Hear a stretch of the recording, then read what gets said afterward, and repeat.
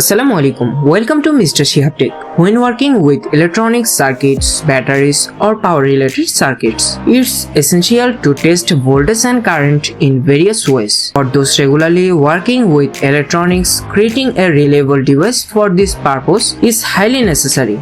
Let's process with its creation.